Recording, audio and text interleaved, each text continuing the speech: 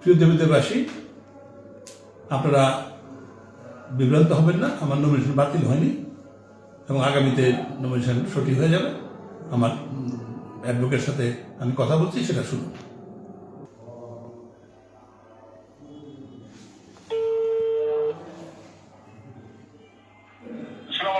মামুন, ওই যে আমার যে নমিনেশন বাতিল হয় নাই, আমি তোমাকে বলছি আমার অ্যাডভোকেট এবার ভিডিও করতেছে, তুমি তাকে বলো যে কি হয়েছে ঘটনাটা, বলো। জি, আমাদের এই আজকের কেসটা ছিল মঞ্জুরুল হাসান মুন্সি সাহেবের কোম্পানি দুইটা ব্যাংকে তার লোন ছিল। সেই লোনটা একটাই হচ্ছে গিয়া গত 23 জুলাইতে রিশিডিউলও হয়েছে। ওইখানে 26 কোটি টাকা দিয়ে রিশিডিউল করে দুইটা ডিগ্রি হচ্ছিল 36 কোটি টাকা। সেইখানে ওনার এটা কোম্পানির লোন, ওনার কোনো লোন না। সেখানে 16 কোটি টাকা দিয়েছে, রিমেইনিং 10 কোটি টাকা দিতে পারে নাই। উনি টাইমও চেয়েছিল যে আমাকে দেয়া হোক। আর আরেকটা হচ্ছে, এটা হচ্ছে প্রিমিয়ার ব্যাংক। আরেকটা হচ্ছে ওনার কোম্পানি, এই কোম্পানির নাম হচ্ছে ম্যান পাওয়ার। সেখানেও ওই 12 কোটি সামথিং ডিফল্টেড আছে ব্যাংক। আইডিএলসি ফাইন্যান্সিয়াল ইনস্টিটিউট তার এগেন্সে অর্থ ঋণ সুট করে, সেই সুটটা এখনো পেন্ডিং আছে, এখনো জাজমেন্ট হয়নি। তো যেহেতু কোম্পানি ডিফল্ট করেছে, কোম্পানির ডিরেক্টর হিসেবে ওনার নাম সিআইবি তে আসবে এবং এখানে তারা রিপোর্টও করেছে।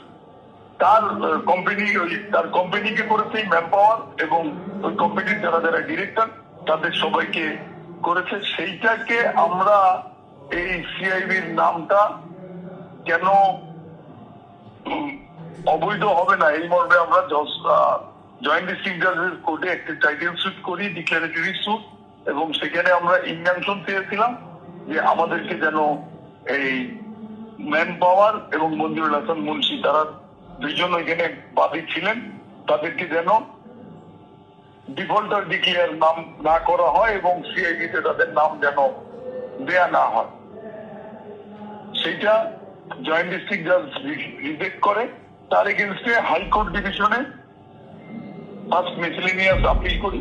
সেখানে একটা ইনজাংশন অ্যাপ্লিকেশন শুনানির পরে একটা ইনজাংশন পাই। গত নভেম্বর মাসে হাইকোর্টের শুনানি হয়। সেখানে সেই শুনানিতে হাইকোর্ট ডিভিশন থেকে ইনজাংশন দেয় যে তাকে যেন ওই তার বাদী কোম্পানি এবং মঞ্জুরুল হাসান মুন্সি তাদেরকে যেন ডিফল্টার এবং তাদের নাম যেন সিআইবিতে ফরওয়ার্ড করা না হয়, এই মর্মে একটা ইনজাংশন দেয় 3 মাসের জন্য। এটা গত 2রা নভেম্বর এই অর্ডারটা হয়। এই হইল পজিশন। উনি তো তারপরে নমিনেশন সাবমিট করলেন গত 29 তারিখ। 29 তারিখ সাবমিট করে সেইটারই স্ক্রুটিনি হয় গত 2রা জানুয়ারি কুমিল্লা ডিসি অফিস কার্যালয়ে। যখন ওনার নমিনেশনটা আসে ওই আসনের কুমিল্লা 4-এ, তখন ওনার নাম আসে। সেখানে ওনার হাতে বাংলাদেশ ব্যাংক থেকে একটা কাগজ এসছে, উনি আমাদেরকে পড়ে শুনিয়েছেন যে মঞ্জুরুল হাসান মুন্সি হাইকোর্টের একটা ইনজাংশনের অর্ডার আছে, তাকে সিআইবিতে করা যাবে না।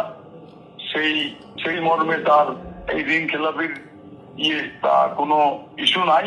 আমরা দেখতে পাচ্ছি এটাকে সাবস্টিটিউট করার জন্য আমরা আবার ওই হাইকোর্টের অর্ডারটাও সাবমিট করি, উনি এটা নেন। তারপরেও ডিসি সাহেব জিজ্ঞেস করেন যে ব্যাংকের কোনো কর্মকর্তা আছেন কিনা। আমাদের হাতে বাংলাদেশ ব্যাংকের এরকম ডকুমেন্টস আছে, তো ওইখানে ব্যাংকের কেউ ছিল না। তো বলছে তার এই প্রসঙ্গ আসার কোনো কারণ নাই। তো কাজেই ওনার নমিনেশন ওইখানে ওনার অপনয়ন একটা অবজেকশন রেজ করেছিল, সেটা নিয়ে হয়, সেটাও রিজেক্ট করে দিয়ে ওনার নমিনেশন বৈধ করে। দেয়ার আফটার গত পরশুদিন, গত 6 তারিখে প্রিমিয়ার ব্যাংক একটা আপিল ফাইল করে, আর গত 7 তারিখে আইডিএলসি ফাইন্যান্সিয়াল ইনস্টিটিউট তারাও একটা আপিল ফাইল করে।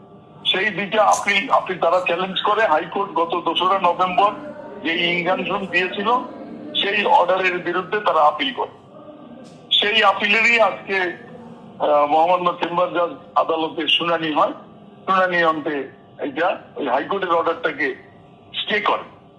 হাইকোর্ট যে ইনজাংশন দিয়েছিল তার নাম, তাকে ডিফল্টার করা যাবে না, তার কোম্পানিকে ডিফল্টার করা যাবে না, তার নাম সিআইডি তে ফরওয়ার্ড করা যাবে না, ইনক্লুড করা যাবে না। সেই অর্ডারটাকে অনারেবল চেম্বার জাজ আদালত স্থগিত করে দেয়। এই হলো অর্ডার। তো এতে কি আমার নমিনেশন আমি ইলেকশন করতে পারবো না? আপনার নমিনেশন তো চ্যালেঞ্জ হয় না এখন পর্যন্ত, তো আপনার নমিনেশন তো ঠিক আছে।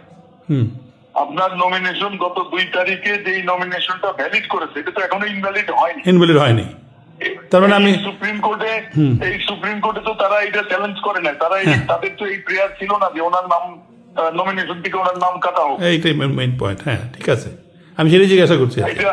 এটা কাটবে তারপরে। এটাই তো জিনিস, ঠিক আছে না? ওকে, থ্যাংক ইউ মাম। ওকে, আসসালামু আলাইকুম।